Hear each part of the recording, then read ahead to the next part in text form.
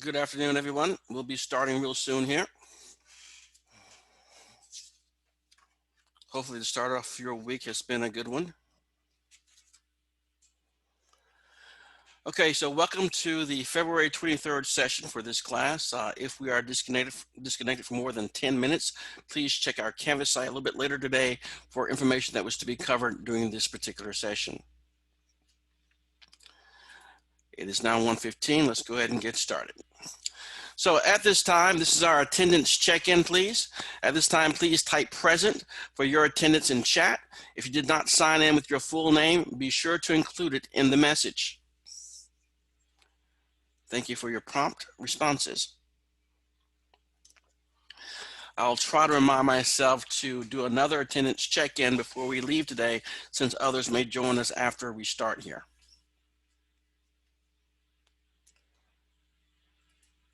Okay, let's go ahead and get started with the material for today.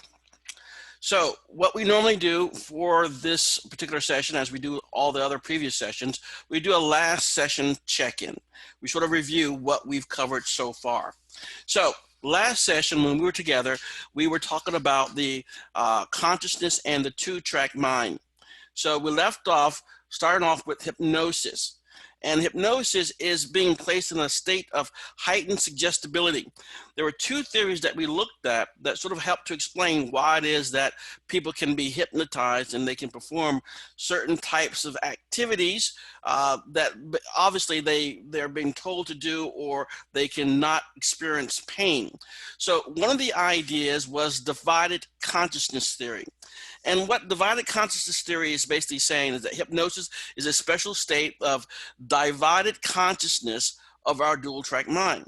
The other one was social influence theory, which says the hypnotic subjects may simply be imaginative people who go along with the subject role they have agreed to play. So it's more like playing a role. So the idea is that both these are perspectives as to what and why hypnosis can accomplish what it does. Divided consciousness obviously is basically focusing on what we talked about in that last section, the idea that our consciousness can be altered in somehow. So the idea is that our awareness is split and we're not aware of pain, for example. With social influence theory, it's going to be the idea that we get into a role so well and so deeply that we don't experience smelling an odor, for example, that is somewhat very aversive to us. Then we started talking about drugs and consciousness, and the idea about how drugs can become addictive, as well as the different types of drugs. We start off by talking about tolerance. And tolerance is basically diminished psychoactive effects after repeated use of a drug. When you take that drug the very first time, it has a very powerful impact on you. And basically, after you've done that first hit of a particular drug, you may have to keep increasing the dosage after repeated usages. So in order to get the same impact, you have to take more of that drug. And of course, that's sort of like the slippery slope toward becoming addicted. Then we talked about withdrawal. Withdrawal are painful symptoms of the body readjusting to the absence of the drug. So the idea here, the body becomes used to the presence of that drug.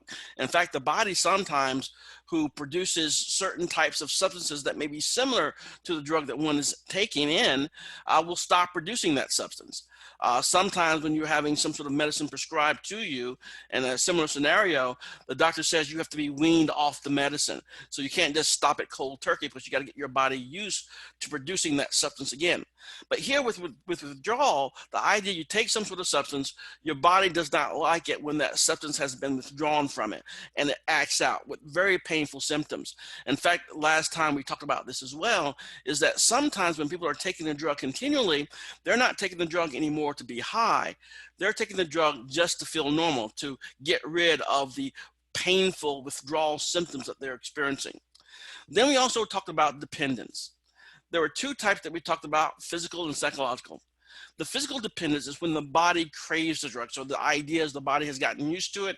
And then when you have stopped it, for example, you have the body craving that substance again.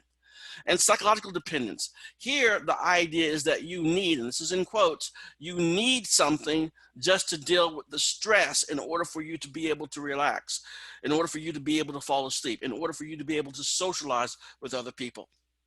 The three types of drugs that we looked at were depressants, stimulants, and hallucinogens. Depressants, such as alcohol and heroin, they slow neural processing and other bodily functions.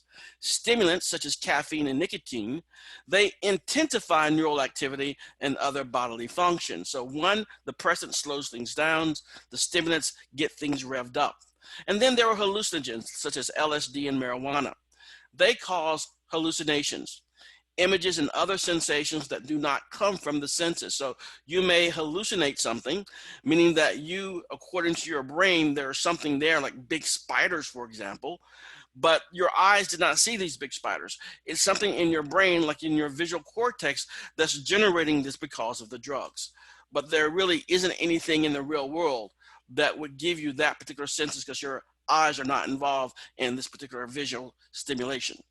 So that is some of the things that we covered during that last class. So today we start off by talking about developing through the lifespan, or development psychology.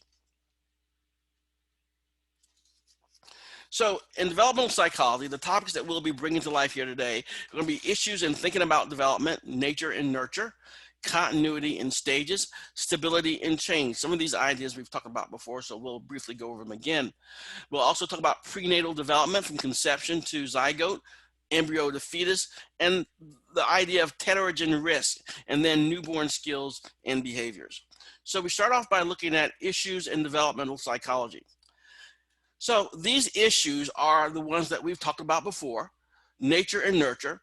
How do genes and experience guide development over our lifespan? Change and stability. In what ways do we change as we age, and in what ways do we stay the same? For example, you may be older now, but let's say think back to when you were 10 years old. If you think back all the way till you were 10, it's going to be easier for some than most. You think back to when you were 10, are you the same person or are you different?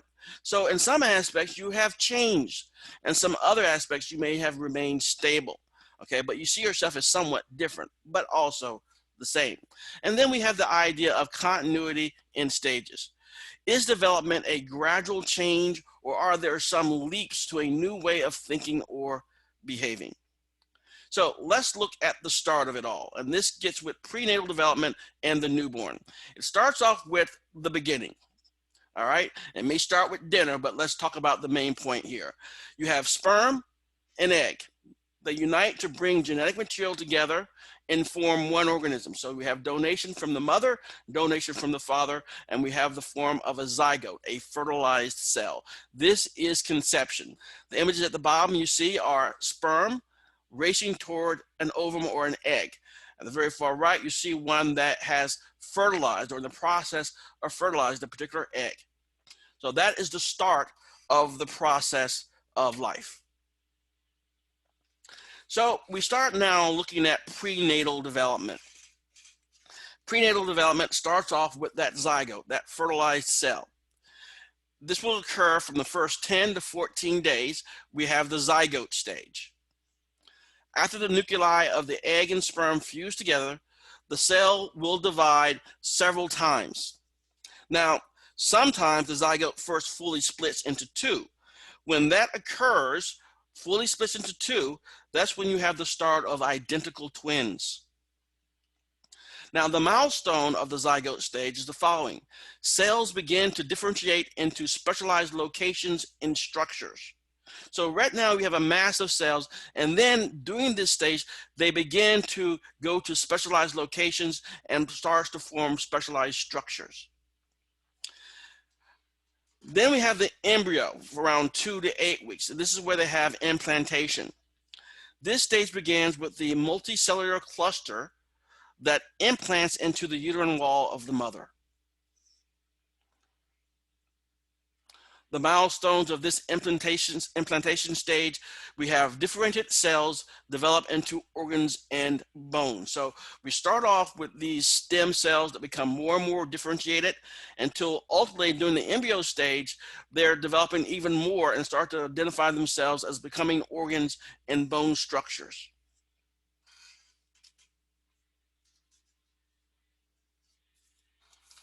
Then we see the fetus. At about 9 weeks, hands and faces have developed. The embryo is now called fetus or offspring. We see the placenta there, and we see the umbilical cord going to the fetus at this point. At 4 months, many more features develop. We can start to see a face, eyes, nose, mouth, ears there. The milestone of the fetal stage is about 6 months.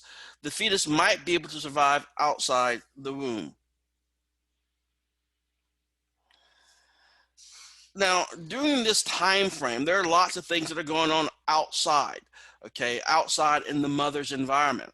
But things outside in the mother's environment does have a great deal of impact, potentially, on the unborn child. Here are some of the dangers, fetal life. So we have these things called tetragens, monster makers. There are substances such as viruses and chemicals that can damage the developing embryo or fetus. So normally we'll see this over at facilities, production facilities, hospitals even, where they'll ask, if you are pregnant, be aware, this caution you that in certain environments, it can be particularly dangerous to mothers who are, future mothers who are carrying a child, that if they're in certain environments, it can cause some problems with the development of the offspring. So that is one of the things we want to make sure we understand about the dangers of fetal life. One in particular is called fetal alcohol syndrome. It refers to cognitive, behavioral, and body-brain structure abnormalities caused by exposure to alcohol in the fetal stage. So if, for example, the mother who may be alcoholic, for example, and continues to drink while they are pregnant, then this will increase the probability of FAS. Now, along with this, we see the following: hyperactivity, learning problems, emotion control problems, and unusual facial size, shape, and features. FAS may be that alcohol sometimes, what happens is it switches genes on and off. So the substance of alcohol will switch genes on and off, impacting the normal course of development.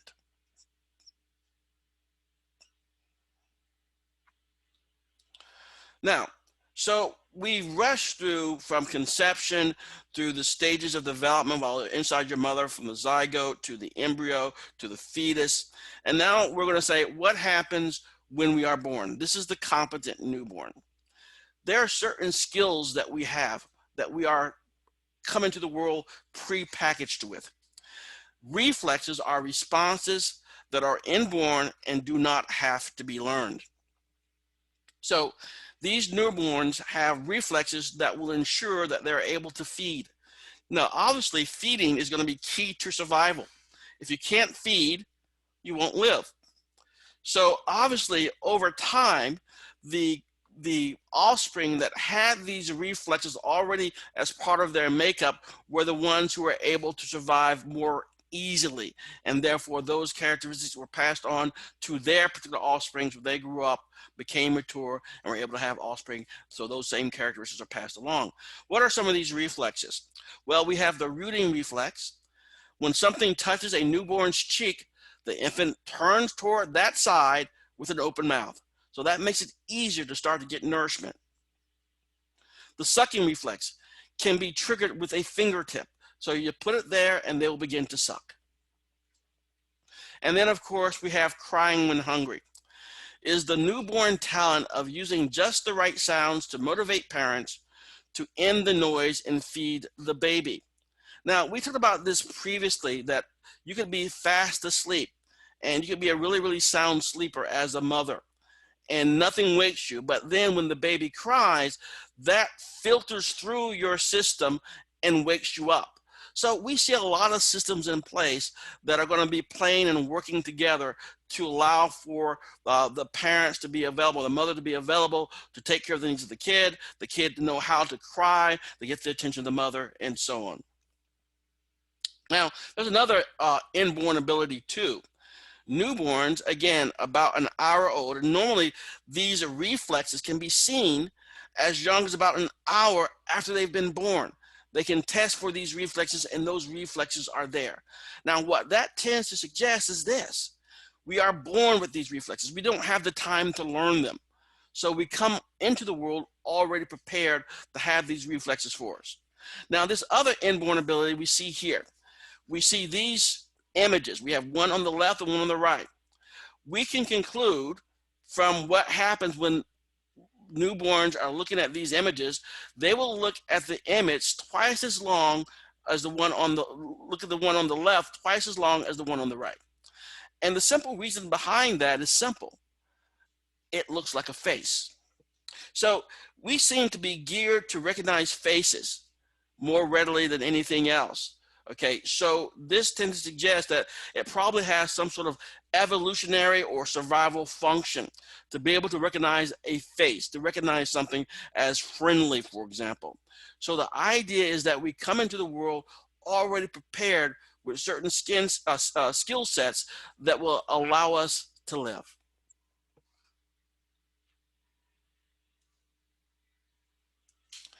So I'm going to pause real quickly to see if there are any questions or comments so far. So what we've done so far is we've looked at how things sort of work out from conception, okay, to prenatal, to being born, and the skills that we have already available to us when we are born. Now we sort of go into infancy and childhood to see what types of things also are going to be a great deal of influence on our life at that time. All right, there doesn't seem to be any questions or comments at this time, so we'll keep going. So infancy and childhood. Infancy, newborns growing almost into toddlers. So newborns to toddlers, that is the range of infancy. And then we have childhood, from toddlers growing almost into teenagers. So from toddlers to teenagers is the range for childhood. So we have infancy being one level and childhood being the next.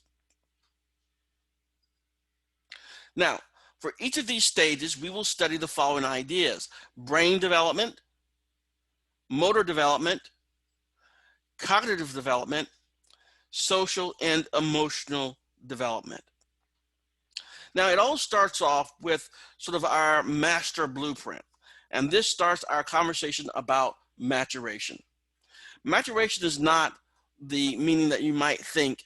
Maturation, someone's being mature, okay? They're mature for their age. That's not what we're saying here. That's not the meaning that we're talking about here. In psychology, maturation refers to changes that occur primarily because of the passage of time, all right? And developmental psychology, maturation is slightly different. Maturation refers to the biologically driven growth and development, enabling orderly, predictably sequential changes in behavior. So we're talking about something that is biologically driven, that works in a certain orderly fashion and a certain predictable sequence, okay? And this is what we see when we talk about maturation. So, for example, infant bodies in sequence will lift heads. So that's the first thing they do, is start to lift their heads, then sit up, then crawl, and then walk. We don't skip steps. It happens in this sequence. So experience or nurture can adjust the timing when certain things may begin. But maturation or nature sets the sequence. The sequence is going to be what it is. For example, we'll lift heads, sit up, crawl, and then walk. So maturation in infancy and early childhood affects the brain and motor skills. Maturation is the biological unfolding we see as the brain develops and as our motor skills develop as well. So first, let's look at brain development, building and connecting neurons. Now, we spent one chapter focusing on this a great deal. So let's talk about what happens before we even leave our mother. In the womb, the number of neurons grows by about, listen to this, 750,000 new cells per minute in the middle trimester. So we are generating lots of cells for our brain, neurons for our brain, before we even leave our mother's womb. Beginning at birth, the connections among neurons proliferate. So now we have all these neurons, and now we're trying to make connections to them. As we learn, we form more branches and more neural networks. So we can see over here the image at birth. We can look at the density of the neurons at this time. And so as we move on, the density will become much more dense. So in infancy, the growth of neural connections takes place initially in the less complex parts of the brain stem and the limbic system. And we talked about the old brain in chapter 2, as well as the motor and sensory strips. So this enables the body functions and basic survival skills. So we see all this stuff is sort of connecting and making ourselves stronger and more capable of surviving. And then we get to early childhood. Neural connections proliferate in association areas. Now, remember the association areas when we talked about this in the chapter on the brain and neurons. The association areas are these vast territories of our brain that seemingly have no specific function. I mean, they don't have certain things that are clearly identified. And that's probably one of the reasons why for some time people believe that we only use a small percentage of our brain. But these association areas, as we learned last time, are very important for us because they do a lot of the processing work to make us function better. So this enables advancements in controlling attention and behavior, frontal lobes, and also in thinking, memory, and language. So these connections and the association areas are very, very important. Now, some of you may remember this from your childhood, or you may be doing it with your children now. You usually will have children be involved in many, many activities. They may go to piano lessons, they may have karate, they may have a softball, they may do lots of things. And the basic idea here is that when you do more things, you're developing more neural connections and neural networks. And so basically the idea is that you are growing your brain. That's where we see this classic experiment that was done previously sort of demonstrates this idea. Experience in brain development. They did this with rats. Rats living in an enriched environment, that means more social interaction and physical play, experienced a greater growth in brain size and complexity than those rats living in an impoverished environment. So we can look at these environments now. So the impoverished environment is the one on the far left. You see a lone rat in a very barren looking cage. There's nothing going on there, just water for sustenance, and that's it. They don't have things to do. They're not interacting with anybody. So then we see the rat brain cell close to it. And so this is what they demonstrate as an impoverished rat brain cell compared to the enriched rat brain cell we see on the far right. Now, this enriched environment where you have rats together, so they have social interaction and play. They have lots of things to do. They can climb up, climb around things, do things.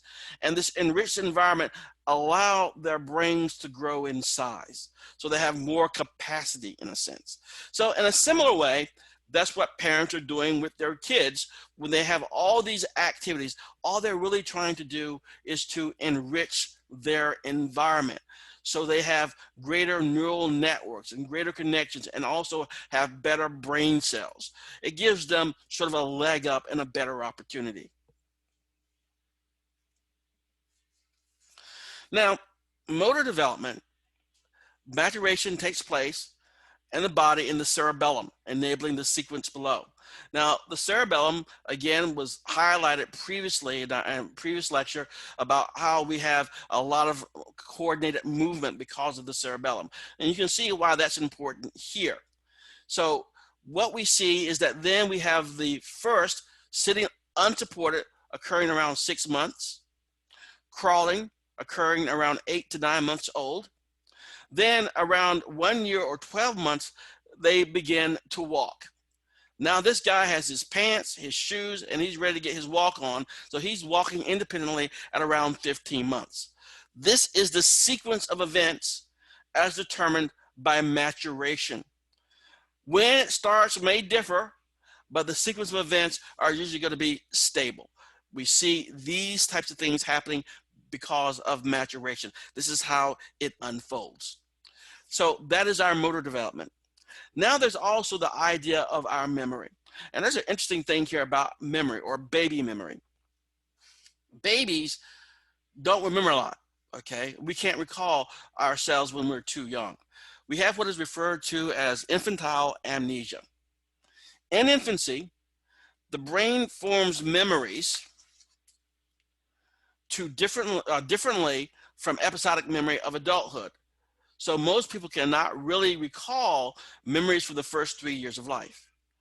So what that basically means, and we'll talk more about this in a future chapter on memory, that episodic memory is how we remember what we do in our life. Like you're going to remember the last time you were at a party. Okay, the last time you saw your cousin, for example. You remember those. Those are episodes in your life. But the structure for us to be able to have those memories don't exist yet when we're really young. So prior to our adult memory systems coming online, we have no way to access the first 3 years of our life because it's sort of like on different software. One software when we're really young, a different adult software when we're older, and the two systems don't match. So we can't use our current adult selves to access those memories. Now, at a birthday party, when turning 3 might be a person's first memory. Okay, but the idea is probably more likely you'll remember your 4th birthday party. It's more likely than the 3rd to be a real memory. And see, you guys may have memories right now. Well, I remember when I was 2, or I remember when I was 1.5. But the reality is you probably don't. Those memories from earlier years, like most memories, but even some at this age, are likely to be reconstructions. Totally fabricated or reconstructions built mostly from stories told to them by others when they were older. So when you were older and you had the ability to have episodic memory, people told stories about you when you were younger. Okay, and these memories were then fabricated. So they're not real memories. You were told a story so often that you believe it happened to you. Okay, and the idea is that these memories feel like recalled events. Okay, but that's not actually the case. And we'll see more on memory a little bit later. Now, the other thing which is fascinating in a way is this. So we have this blank spot, first 3 years or so. We don't really have memories that we can access. But we also have learning skills, okay? Infants can learn things when they're really young. And these are going to be part of what we call procedural memories. Procedural memories. Okay, so you're telling me that I can learn when I'm still a 3-month-old, but I can't recall it? Exactly. So infants can learn procedures. Okay, so this 3-month-old can learn and recall a month later. When I say recall, I should put quotes around it. Recall a month later the specific foot movements needed to move specific mobiles. All right. Now let me explain this to you a little bit. When we talk about memories a little bit later, we'll see that procedural memory is stored totally differently than your regular episodic memory, the personal memories you have about your life. So this 3-month-old doesn't have the ability to really store episodic memories the way we do now. So he won't be able to remember when he learned how to manipulate the mobile in such a way to get it to move. Let me give an example that you may be able to relate to. I haven't seen a soap opera in years, but there's always soap operas that have a certain type of trite thing that will happen occasionally. A character gets into a car accident when they're traveling in a different town. They bump their head. Not too bad, but they bump their head, and then they don't know who they are. They have just lost their personal memory or their episodic memory. They don't know their name. They don't know where they're from. They don't have any of this information. Okay, so the idea is that this person is now a blank slate.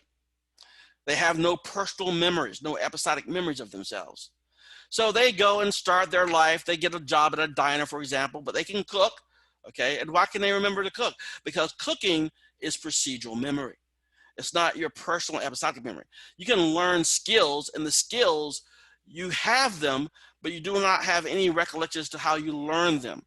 So let's say after about a month at this diner, this person's been working, they don't know who they are, okay? And then all of a sudden someone has a medical emergency out in the dining room. You jump over the counter, you go to them, and you perform a very complicated medical procedure. But you have no idea where you learned this from because you don't remember going to medical school, because those things are procedures and they're in part of your procedural memory. And so procedural memory is totally different than your episodic memory. So you can have the skill, but not know how you learn the skill. That's kind of weird. And that's what this baby is in the situation here. This 3-month-old knows a skill, but has no ability to recall about how they learned it or when they learned it, because they don't have the ability yet to do that. All right, really weird type of thing. I'm going to pause there real quickly to see if there are any questions or clarifications on that. You can send me a chat message that you got it or not, or speak up. Has anybody seen something like that in a soap opera? If you guys still watch soap operas out there, I don't know if that's something that still goes on or not. Okay, so what we have here then is a situation where we have understood that the baby does not have the same memory system that we do. One of the reasons why the memories may not be going on as well for them at this early stage is because the hippocampus is not fully developed yet. And remember, the hippocampus is involved in our forming memory. So the brain is still developing, and so certain systems are not yet fully in place for them to be able to recall and store this information the way we do it now. Next, we talk about cognitive development. And cognitive development is the following. Cognition refers to the mental activities that help us function, including such things as problem solving, figuring out how the world works, developing models and concepts, storing and retrieving knowledge, understanding and using language, using self-talk and inner thought. So all of this falls in the realm of cognitive development. And the individual that you always have to mention when we start talking about cognitive development and how it is that we think when we are developing and growing, it has to start off with Jean Piaget. He was originally a biologist, okay, that got into the area of psychology, focusing on how it is that we develop cognitively. So basically, Jean Piaget came to understand this. We don't start out being able to think like adults. If you've been around kids for any length of time, you know this to be the case, that they don't think in the same way that adults think. They have a totally different thought process than adults have. So we don't think the same way, and they don't think like we do. Jean Piaget studied the errors in cognition made by children in order to understand what ways they think differently than adults. So he wanted to determine how they think by seeing what types of errors they made. And this next image displays the type of errors that they make. So the error below is the inability to understand scale and relative size. So we see the young person on the left here, they're trying to slide that, they're trying to slide down a miniature slide. So you see a miniature slide, they know what it's for, they probably understand what it's for, and they try to slide down, but they can't. The one on the right, they're trying to sit in a chair in a miniature car, but they can't accomplish it either. So we can see that they don't have full understanding yet. They know what the slide's for, they know what the seat in the miniature car is for, and they try to do that thing, but they can't. All right. So this displays some of the error and some of the faulty thinking they have, but you see they have the general idea already in mind. So Jean Piaget observed lots of this type of errors going on, and he tried to figure out why and how it is that we develop our understanding, so ultimately we will be able to think like adults do. So he first started off with the idea of schemas. An infant's mind works hard to make sense of our experiences in the world. An early tool to organize those experiences is a schema. Think of it as a mental container we build to hold our experiences. It could be like a network of related ideas. So think of it like a spider's network or spider web, and you have this central idea in the middle, and then things related to it, you can just start attaching webs to them. That's the way it can sort of work out there for you. So that is the schema. So let's see how it works. Schemas can take the form of images, models, and or concepts, all right? So this child has formed a schema called cow. So you can see that this person's parent is reading to them. There's a picture of a cow, and he's learning about a cow. He uses this event here to think about animals of a certain shape and size. So now when he's out and about with another parent, for example, he sees something, he points to it and says, cow. Now, whether he's right or not, it demonstrates that he is trying to utilize a schema that he has established for cow. So now he's trying to see other examples of this thing called cow. So that sort of shows this schema at work here. Now, according to Piaget, there's two things that we can do when we get information to apply to our schema, for example.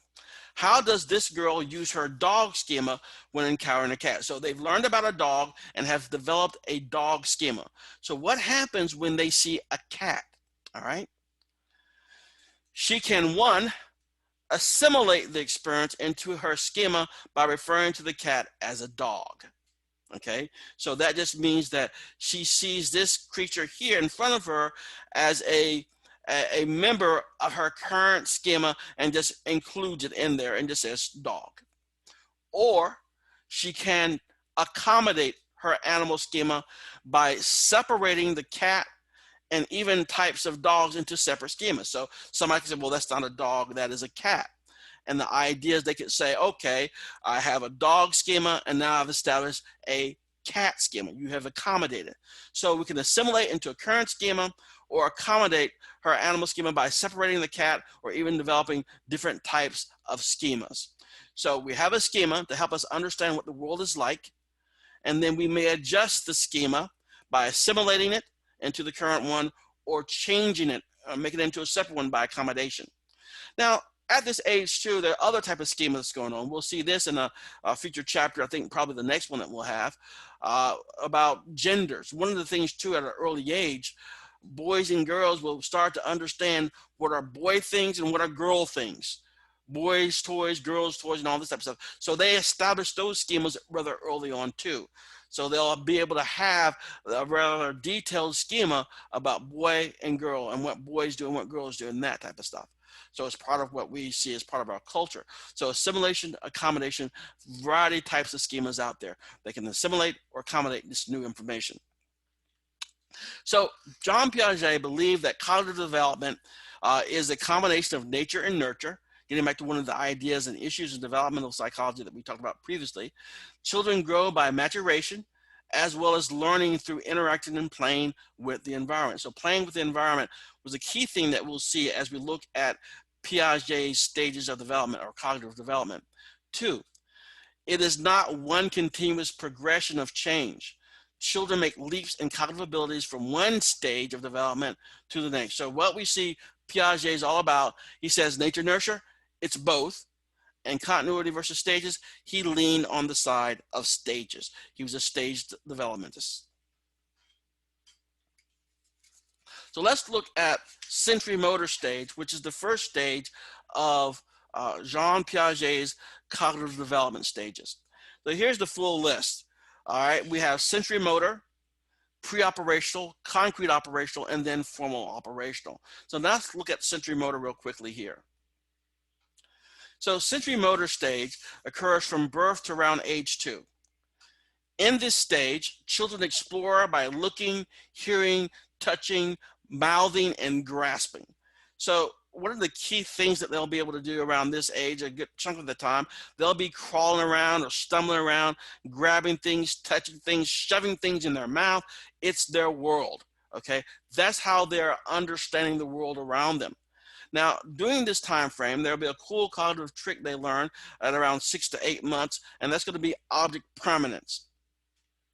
Object permanence, through games like peekaboo, kids learn this object permanence.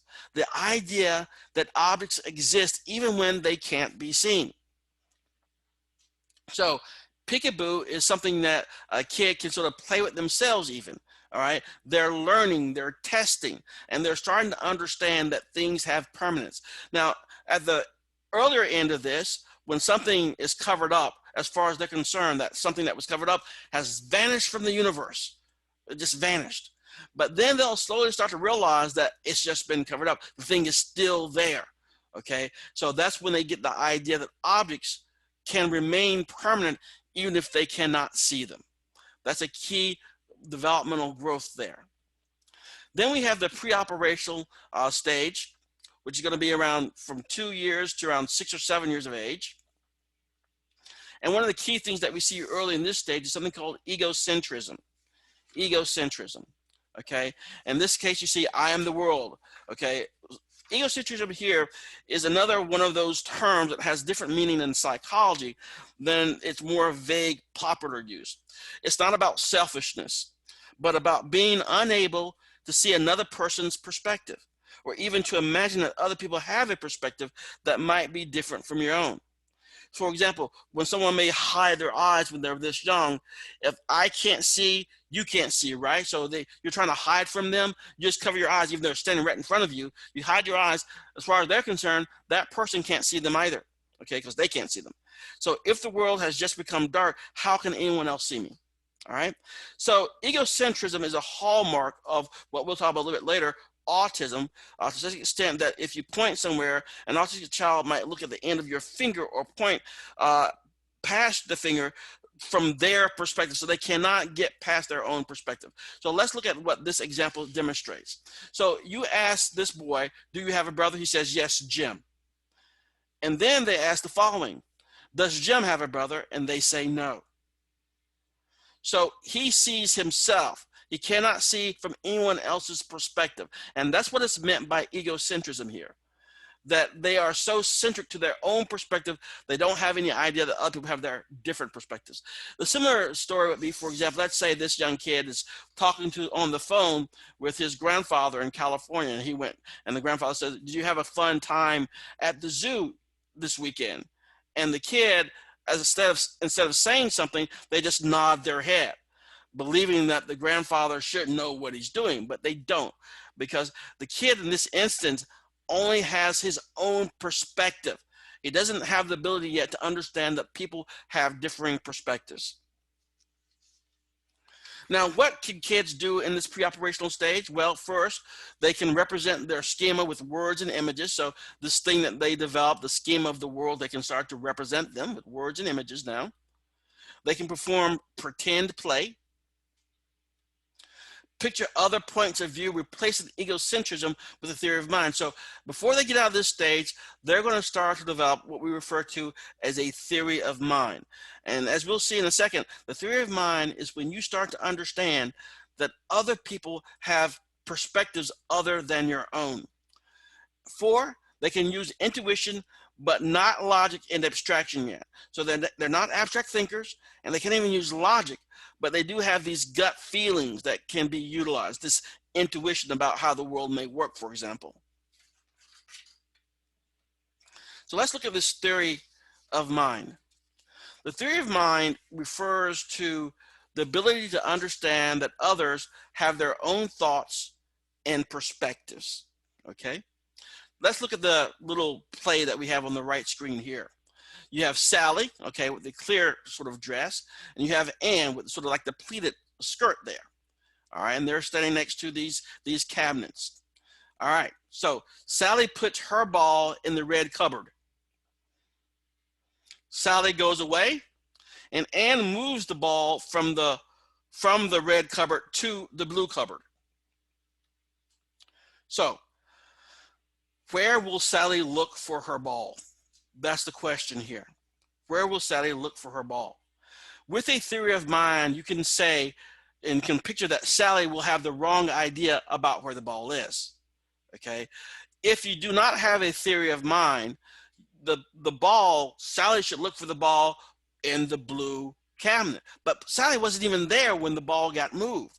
She shouldn't know that, but you don't know that yet because of your egocentrism. Once you get the understanding of a theory of mind, your egocentrism goes away. So this typically called the false belief test, because the younger child is asked to be able to tell when another person has the wrong idea or a false belief about where something is. It's a screening test used for autism, for example. The ability to understand a false belief appears at around 3.5 to 4.5, or much later in children with autism spectrum disorders, okay? Now, this other example of what you can't do when you're in this pre-operational stage is the following. Conservation refers to the ability to understand that a quantity is conserved. That means does not change even when it is arranged in a different shape. So you have these two objects, okay, filled with milk, and they're both exactly the same size.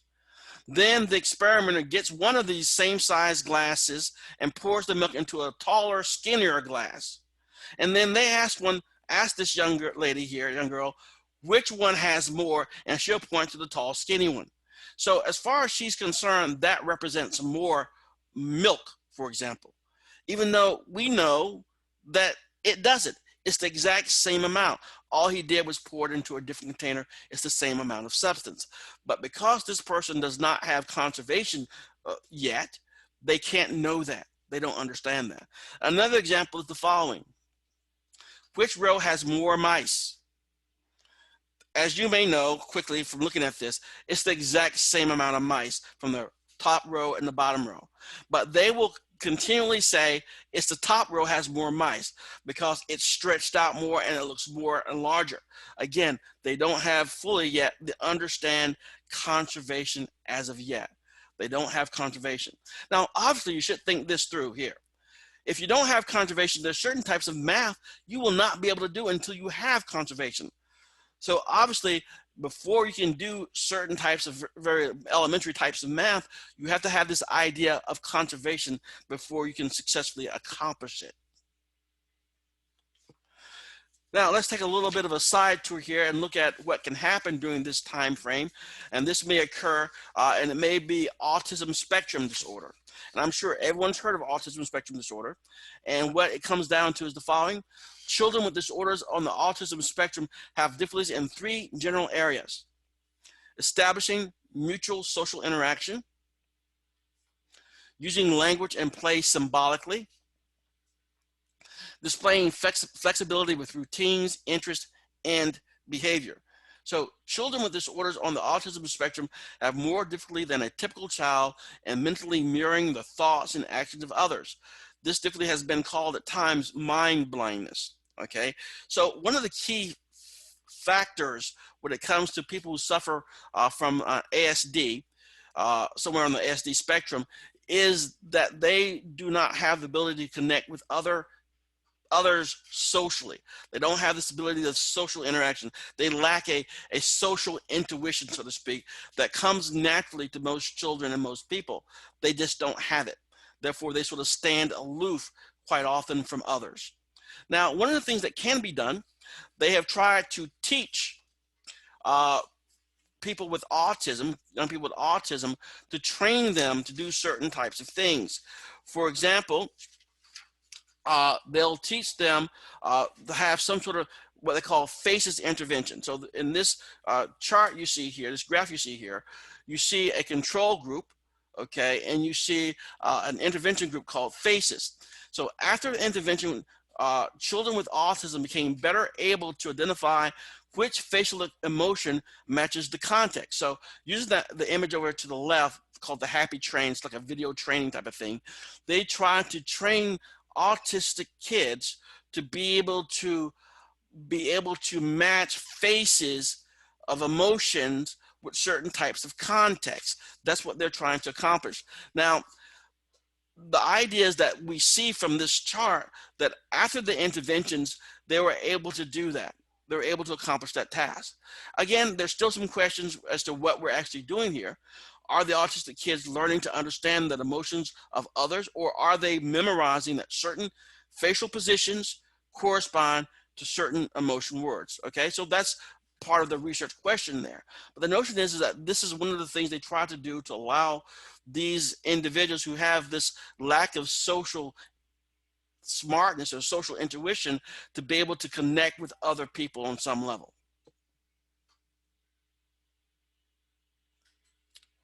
Then we get to the concrete operational stage. So again, we see this stage here and the big picture of his stages of development. And the concrete operational stage, it begins at age 6 to 7, around first grade to age 11. All right. So now we're seeing first grade.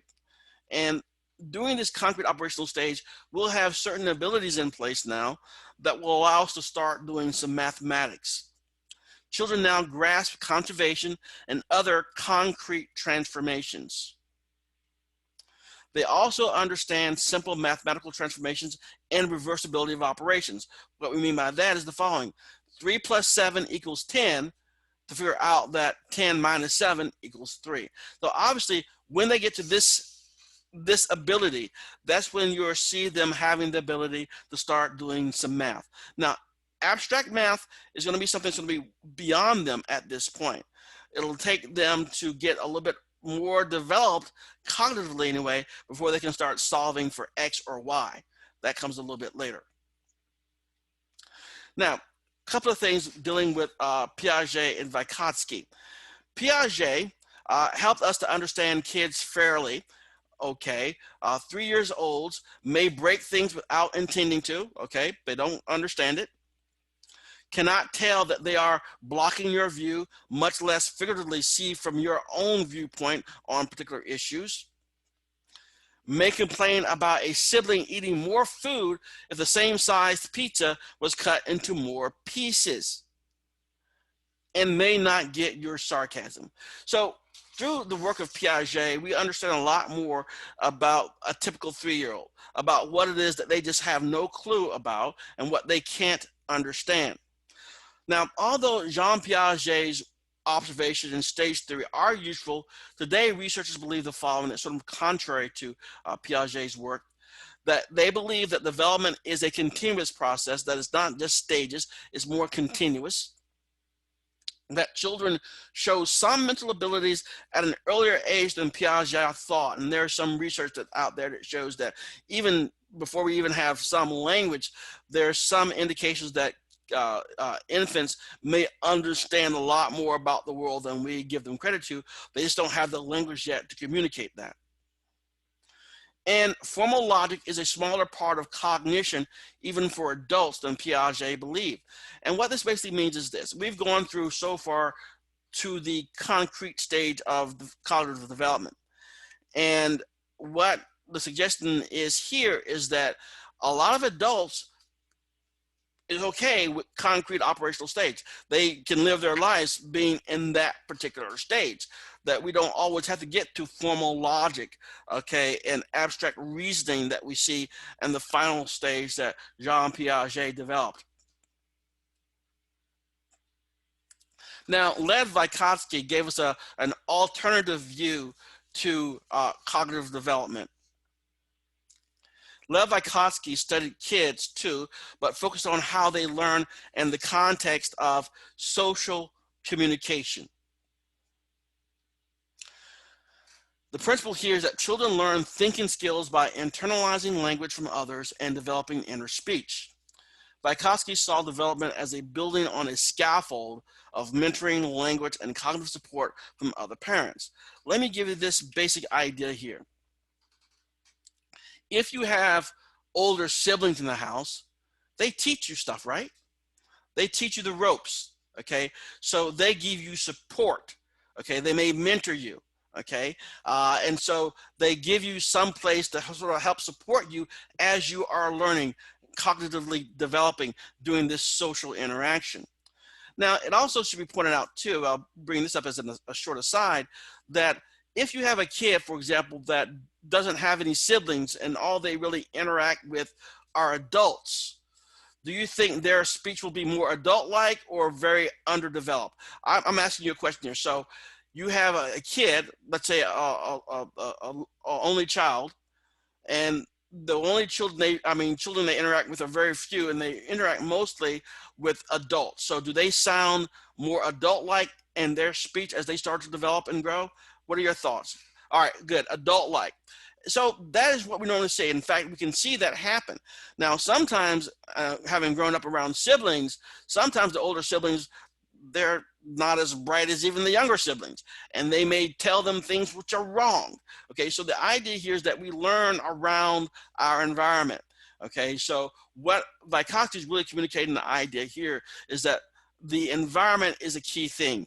That Piaget was more concerned with interaction with the physical environment.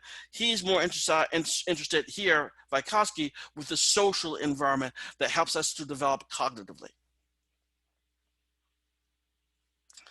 Now, let's look at social development here. So social development, we have stranger anxiety.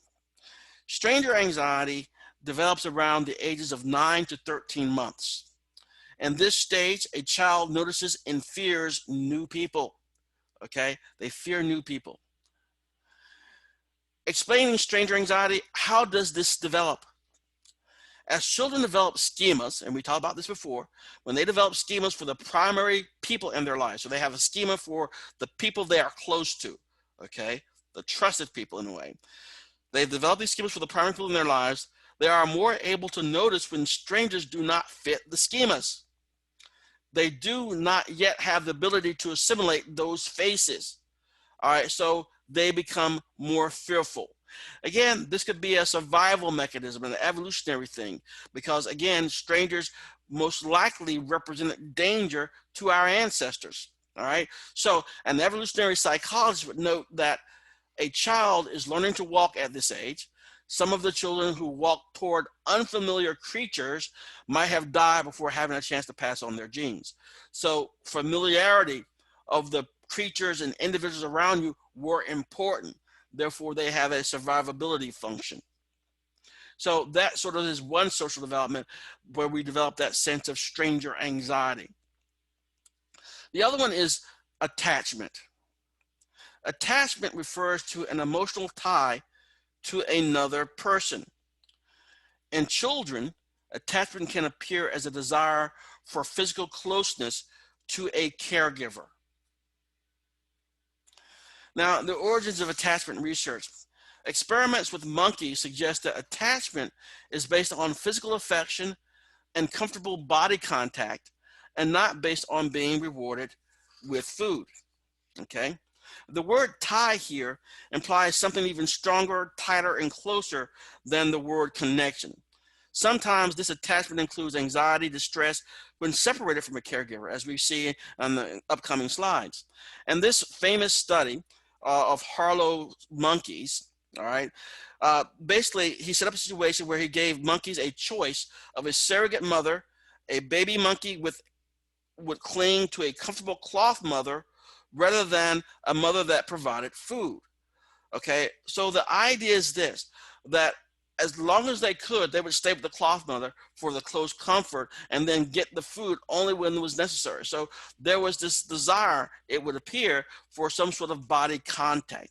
And so that's where this research sort of let us understand about the role of attachment to some extent, that it's not about food or reward, it's sometimes going to be about contact. The other thing that we see from animal research as well is this idea of familiarity. Most creatures tend to attach to caregivers who have become familiar. Now, birds have this thing called a critical period. A critical period, hours after hatching, during which they might imprint, become rigidly attached to the first moving object they see. Okay, so if there's an object that moves in front of their visual field once these birds have hatched, that object becomes imprinted upon, and they will follow that as if it were the mother. Can anybody explain the picture to me beneath this particular, on this particular slide? What is the picture? What are we seeing here?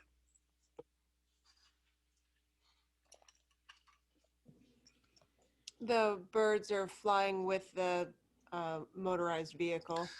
Right, so what we see with this ultralight is that the birds are flying with the ultralight because they imprinted on the ultralight. So what the crazy researchers did here is that when the birds were hatching, when this flock was hatching, these birds were hatching, they moved the ultralight in the field of vision of this bird. So it was the largest thing they saw. It became sort of their mother to them, so they will follow it. They became imprinted on it. Now, humans are more flexible than birds because humans do not have a critical period or this rigid imprinted attachments. However, humans still become emotionally attached to people and objects based on the mere exposure effect, feeling comfortable with people who are familiar. In fact, that's how we establish a lot of our early friendships. People who are just familiar to you, you become friends with them. And usually that familiarity is going to be breeded based on they're around you. Okay, so they're close to you, they're around you, you'll see them more often, and they become your friends. The person who lives on the same dorm floor, or your roommate. Okay, so these things still have some say with humans, but it's not as powerful as we see with these particular birds. So attachment variation styles with dealing with separation. So there's this thing called the strange situation test. All right, the strange situation test. Here we have a mother and infant child are alone in an unfamiliar slash strange room. The child explores the room. The mother leaves the room. After a few moments, the mother returns. So that's the strange situation here they set up. What they're trying to ascertain is the following: the reactions to separation and reunion. So the kid could demonstrate secure attachment, meaning that when the mother leaves, there's mild distress when mother leaves, seeking contact with her when she returns. Or they could have insecure, anxious style of attachment, not exploring, clinging to their mother, and become loudly upset when mother leaves, remaining upset when the mother even returns. Or they can have insecure, avoidance style of attachment, seeming indifferent to the mother's departure and return. All right, so what this is basically saying is this: you have secure attachment. So you're there with your moms, and you're playing around with the stuff in this new room, and then your mother leaves. You have a little bit of distress, but it's not a wild, you're not going to pitch a fit. You're going to get a little bit uncomfortable. Maybe your eyebrows knit together, your brows are furrowed. You're saying, well, where are you going? All right. But when it comes to the insecure attachment, they're very clingy or get really upset even when she returns, or they're very indifferent and cold at the departure, and even when they return, they sort of ignore her. So what this is demonstrating here are different types of attachment styles. Some have even said there's a fourth attachment style too called disorganized, where there's no coherent or consistent style whatsoever. They're just disorganized. So these attachment styles are very important. They've done a lot of research on these attachment styles. And the key thing here that's very interesting is that these attachment styles have been seen to be suggested that they can carry over into your adulthood. So what attachment style you have as a young person may be the attachment style you may have as an older person. You can be securely attached to a romantic partner, for example, or insecurely attached to a romantic partner. Now, we'll talk a little bit in a second here about what could be at the root of these attachment styles in a second, but let's move on here. All right, so what causes these different attachment styles? Nature or nurture? Is the strange situation behavior mainly a function of a child's inborn temperament? Okay. Or is the child's behavior actually caused by previous parenting behavior? So let's look at these. Temperament refers to a person's characteristic style and intensity of emotional reactivity. So we are born with this stuff, by the way. We're born with certain types of temperament.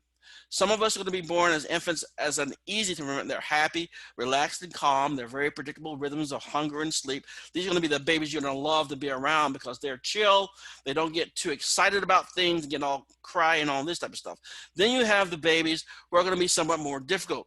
They're irritable, they are unpredictable in their needs and behavior, and they have intense reactions. A book drops in the hallway outside their room, and they start pitching a fit. With a more easygoing kid, the book maybe startles them, but then they chill right down almost immediately. So we have these different types of styles, okay, that we seem to be born with, these different temperament styles.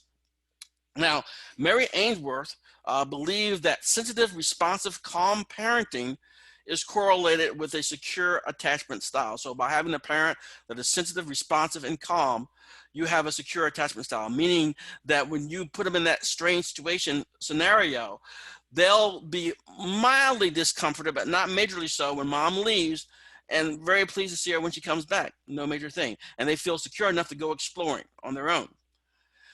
Training and sensitivity responding for parents of temperamentally difficult children led to doubled rates of secure attachment. So there is some evidence out there that parents can be trained to make their kids more likely to be more securely attached as opposed to insecurely attached. So one of the ideas here is that when it comes to attachment styles, It's not just about bonding with parents. Now, we'll see a little bit more about Erik Erikson the next time we get together, but Erik Erikson came up with this psychosocial stages of development. His very first one was called the basic trust. Basic trust resembles this concept of attachment, but extends beyond the family into our feeling of whether the world is a predictable and trustworthy place. Let me give you this real quick scenario here. You have these two babies, okay? And one baby, he cries, and the parents show up at irregular times to take care of his needs. Sometimes they're really late. Sometimes they don't show up at all, and he cries and all this type of stuff. The other baby, he cries, and within a reasonable amount of time, the parents are there to take care of his needs. And according to Erik Erikson, in this first stage of his psychosocial stages of development, you need to develop a sense of trust or mistrust in the world. The first baby may develop a sense of trust in the world if their needs are met when they have them. They cry, the parent is there. If they cry and the parent is not there in a reasonable amount of time to take care of their needs, they develop a sense of mistrust in the world. So now let's go back to secure attachment. If you have someone who has trust in the world and maybe trust in their parent, when mom goes away, they trust that mom will come back. So they're chill. But mom goes away and you are one of the kids who have developed a sense of mistrust in the world, you may not think mom may come back, so you pitch a fit because you don't trust that she will come back. That's the basic premise there, that this basic trust may have some impact on the attachment style. Now, attachment style may be relevant to our ability to manage and enjoy our adult relationships too. So someone who is in a relationship and they are insecurely attached, they may want to know where their partner is all the time. Where are you at? You're late. When are you going to be here? Who are you with? All this type of stuff. So the notion is that these attachment styles may have some degree of carryover from when we were younger into our adult relationships and the attachment styles we have them as adults. So our basic trust and attachment styles determined in childhood. Erik Erikson believed that basic trust is established by relationships with early caregivers. Again, are they responsive or not? Our trust and attachment styles set by genetics, formed by early experiences with parents, reshaped by new relationships and experiences. So we see all this type of stuff that has a great deal of impact potentially on our attachment. But we do see that not having attachment, having a deprivation of attachment can be very problematic as well. So if children live without safe, nurturing, affectionate caretaking, they may still be resilient, that is, bounce back, attach, and succeed, but they also may not. The child experiences severe, prolonged deprivation or abuse, he or she may have the following: have difficulty forming attachments, have increased anxiety and depression, have lowered intelligence, show increased aggression. So some systems seem to be more easily damaged by this chronic stress that would result from this particular scenario. And some people's serotonin pathways become inefficient. Now, again, we know what serotonin does. When serotonin is active for longer periods of time in our brain, we tend to be less depressed. So what we see here, all these things sort of coming together, it can lead also to depression. And the final thing that we'll talk about today is going to be parenting styles and the roles that they may play on a few things. The key parenting styles are authoritarian, permissive, and authoritative. Now, you may have heard of some of these before, all right? The authoritarian: while you're under my roof, do so because I said so. While I'm paying the bills. This is what you would normally hear from an authoritarian parent, usually referred to as the too hard parent. Parents impose rules because I said so and expect obedience. Then we have the permissive too soft parent. Parents submit to kids' desires, not enforcing curfews, not enforcing limits or standards of child behavior. They do whatever they want to when they want to do it. And then we have the authoritative parenting, which is considered to be the just right style. Parents enforce rules, limits, and standards, but also explain, discuss, listen, and express respect for the child's ideas and wishes. So there's some room for negotiation and growth. So what it comes down to, there's some similarities between authoritarian and authoritative, but the idea here is that we have teaching going on in the authoritative perspective, and you have listening and respect for the child's ideas and wishes that we don't normally see discussed at all in the authoritarian style of parenting. Now, here are some of the long-term outcomes for the child with these different styles of parenting. With the authoritarian too hard, well, normally the long-term outcome for children here is that they become rebellious. They're usually compulsive and have identity issues. One of the things when it comes to the identity issues is this. If you tell your kids all the time what you want them to do and they have no discussion about anything, you just say, do this, do that, then they've never really learned about their own capability, about their own ability to plan and come up with ideas and to attack problems. They haven't been able to grow as much. Then let's look at the permissive too soft parents. Usually these children wind up with having a lot more legal trouble, problems with substance abuse, disorganization, and with unemployment. For example, if you have one of these kids get a job, or a permissive child, now you have a permissive adolescent or adult, young adult, has a job now. I didn't want to go to work. It was raining too hard, so I didn't come in. You tell your boss that, it's most likely you're going to get fired. You will not stay employed long because they have been trained to be very permissive, and they got away with so much, and they feel like they can get away with so much more even when they're in a job, and that is somewhat unrealistic.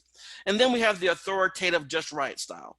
Here, what they have done is they have taught, and the child has internalized rules and self-discipline to follow through in life planning, because it's more of a give and take more so than the authoritarian. The authoritative has trained the child a lot more than any other, so that they are going to be more capable of dealing with the world. So what we see by way of the outcomes with parenting styles, we see the following. Authoritative parenting, more than the other two styles, seem to be associated with the following. High self-reliance. That means they can rely on themselves. They feel confident for themselves, and so they don't have to rely on other people to do anything. They have the ability to do the things themselves and feel good about their capability of doing these things. They feel highly social competent. Okay, so they can interact with people, see them, relate to them a lot better than many of the other parenting styles here as well. They have high self-esteem. They see themselves as a person of value and worth, as opposed to someone who says, well, I never was able to do anything. I was told everything to do. But here, the parenting style that was authoritative, they have developed a sense of worth because they were participating in their own training and own parenting, in a sense, as they were growing up. And then we also see the following. They tend to have low aggression. So these individuals tend not to be as aggressive as we may see with the other parenting styles. So, but are these the result of parenting styles, or are parents responding to a child's temperament, or are both a function of culture or genes? And these are legitimate questions, because let's be honest, those of you who have siblings, does your parents treat your siblings the same as they treat you? If you're a parent, let's be honest, do you like one kid more than you like another kid? I know parents don't like hearing this, but it's a possibility, because the child is a player too. And so their personality may rub you the wrong way. They may be too much like you. So these things also have to play a role in parenting as well. We can't just ignore these as possibilities. All right, are there any questions so far? I'll wait a few seconds here. And if you have not checked in yet and you joined us a little bit late, please check in now by making sure that you send me that you are present. If you didn't list your name and you logged in, please do so now. If not, that's all I have for today. When we get back here on our next session, we'll finish up this chapter on developmental psychology. Okay, that's it for me now. If there's nothing else, you guys have a great day. I'll talk to you later.